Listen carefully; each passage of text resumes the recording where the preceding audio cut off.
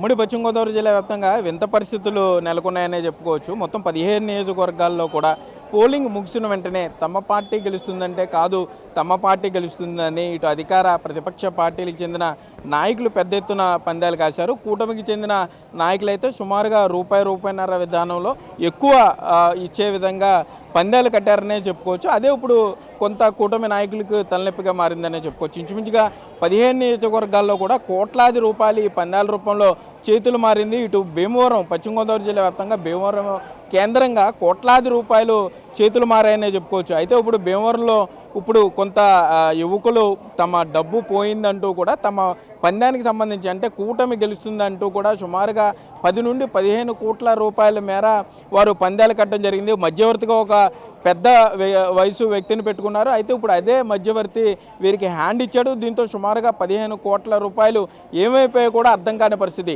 గెలుపొందిన డబ్బు ఇవ్వకపోగా తాము డిపాజిట్ చేసిన డబ్బు కూడా వెనక్కి ఇవ్వడం లేదంటూ కూడా ఆ యువకులు ఇప్పుడు గగ్గోలు పెడుతున్నారు. ఇదే విషయాన్ని భీమవరం ఎమ్మెల్యే దృష్టికి కూడా తీసుకెళ్లడం జరిగింది. సాక్షాత్తు భీమవరం ఎమ్మెల్యేగా గెలుపొందిన పులవర్తి రామాంజనేయులకు సంబంధించిన బంధువుల్లో కొంతమంది కూడా ఇదే విధంగా తమ అభ్యర్థి రామాంజనేయులు అంటే జనసేన పార్టీ గెలుస్తుందని పందాలు కట్టారు. ఇప్పుడు అదే వ్యక్తి చేతిలో మోసపోయినట్లు కూడా తెలుస్తుంది. భీమవరం రాయలకి చెందిన రాయలం ఆ ఏరియాకి సంబంధించిన వ్యక్తిగా అయితే గుర్తించారు. ఇప్పుడు ఇదే పరిస్థితి అన్ని నియోజకవర్గాల్లో కూడా ఉంది. ఎక్కడైతే అధికార పార్టీ గెలుస్తుందని పెద్ద ఎత్తున పందాలు కట్టారో, కోట్లాది రూపాయల పందాలు కట్టారో, అత్యంత ఘోరంగా పరాభవాన్ని చవిచూసిన తర్వాత వారు ఒక్కసారిగా డీలా పడిపోయారనే చెప్పుకోవచ్చు.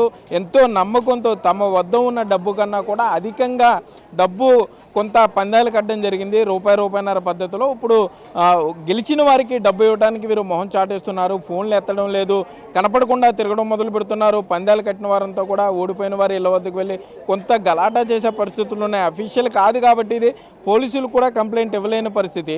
ఇటు భీమవరంలో సుమారుగా 15 కోట్ల రూపాయల వరకు మన సమాచారం అందుతుంటే ఇదే విధంగా అన్ని నియోజకవర్గాల్లో 15 నియోజకవర్గాల్లో కూడా ఇంత మొత్తంలో కాకపోయినా సుమారుగా 2 నుండి 3 కోట్ల రూపాయల మేర పందాలు కట్టిన వారంతా కూడా మొహాలు చాటేసి తిరుగుతున్న పరిస్థితి. కొంతమంది పూర్తిగా పందాలు కట్టి పూర్తిగా నష్టపోయిన పరిస్థితుల్లో ఉంటే, గెలుపొందిన వారు కొంత ఆనందంగా తిరిగే పరిస్థితుల్లో ఉన్నారు. కానీ ఈ ఎటు కాకుండా అంటే ఇటు డబ్బులు డిపాజిట్ చేసే మధ్యవర్తుల దగ్గర అటు గెలుపొందిన డబ్బులు రాక, ఇటు మధ్యవర్తి దగ్గర డిపాజిట్ చేసిన తమ సొంత డబ్బులు రాక ఏం చేయాలో పాలుపోక తిరిగే పరిస్థితులు కూడా ఉన్నాయి. ఇప్పటికన్నా అంటే ఈ గెలిచిన ఎమ్మెల్యేలు తమ అనుచరులే పందాలు కట్టారు కాబట్టి వారు ఏ విధంగా రెస్పాండ్ అవుతారు అనేది కొంత వేచి చూడాలి. కెమెరామెన్ భాగ్యరాజ్తో సాగర్, BTV, ఏలూరు నుండి. For more videos like this, subscribe Big TV channel.